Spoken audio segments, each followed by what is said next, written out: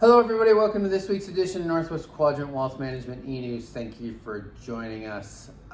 Today we thought we'd talk about a few things that are market moving as we sit here, and some of them are probably potentially market moving events. So I'm going to talk about the Federal Reserve. The Federal Reserve released their statement. They had their decision about interest rates, and then they released their statement, and then of course Jerome Powell had a press conference, and I'm going to talk about that, and then Josh is going to talk about earnings season thus far and how good it has been, and then he'll also talk about what's going on with China and Chinese stocks. So as I mentioned, the Fed came out, they left interest rates unchanged last week, which was not a surprise.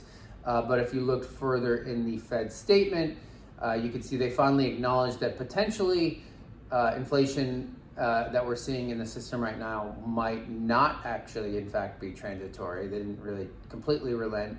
And they also started to talk about potentially slowing down some of the bond purchasing. Remember, they're buying $120 billion worth of bonds in the market right now, $80 billion worth of corporates and treasuries, and then another $40 billion in mortgage-backed securities.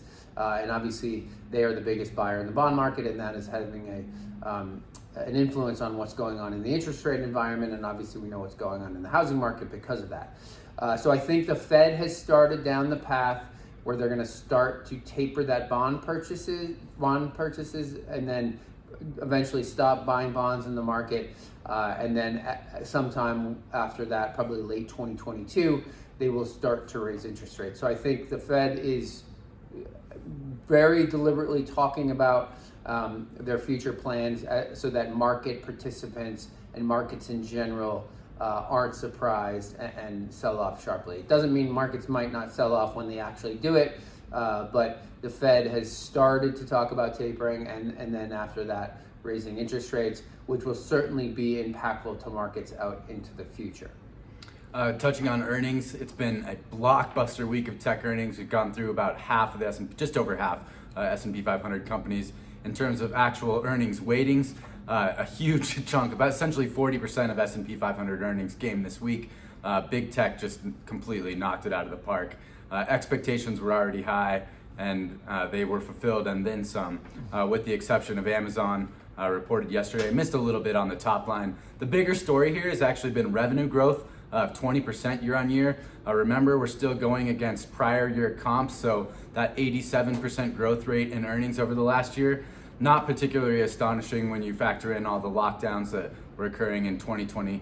But a quarter forward, we're going to have a little bit more visibility in terms of the 2-year number. And as we mentioned on our last e-news, it's sort of a resumption of the prior COVID trend. Turning over to China, that's been the big news, and maybe you've seen it reflected in your portfolios. Emerging markets isn't a particularly large allocation that we own, but EM's been completely whacked this week and last as a result of some internal controls. China wants to exert a little bit more authority over foreign listings. So what that's meant, Didi Global, a ride-hailing app that essentially outcompeted Uber of the Chinese market, went public in the United States in defiance of the Politburo, and they were removed from the App Store over in China, so everyone knows who's running the show over there. But what it's meant is there's essentially a larger discount on Chinese equities. They traded about half the valuation of equities here in the United States, and that discount's widened over the last week. You've seen a lot of fairly prolific mutual fund managers shed a lot of their Chinese holdings. The K-12 for-profit education sector over there essentially went to zero over the last 2 weeks as they decided that wasn't a business that they wanted to exist anymore. And so, looking at this from the macro level, we're all going to have to own more Chinese equities as they become more and more globally relevant over time, but they're likely to continue to trade at a fairly significant discount because of that geopolitical risk. And you don't offend the CCP lest you end up on the wrong side of Xi Jinping.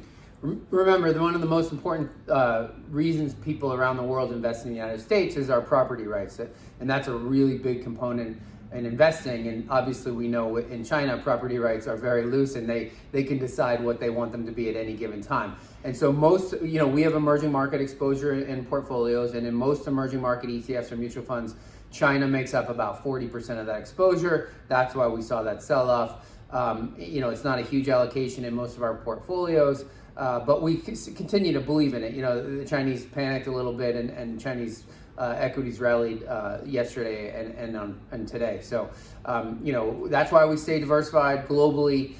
We don't allocate too much money to any one place. We think the China thing will be solved, but it's also why we have most of our clients' money here in the United States, because of those property rights are being so very important in investing. All right, if you have any questions about your situation or how any of this relates to your money, you can always give us a call at the office. That number is 800-743-0988. We'll see you back here in 2 weeks.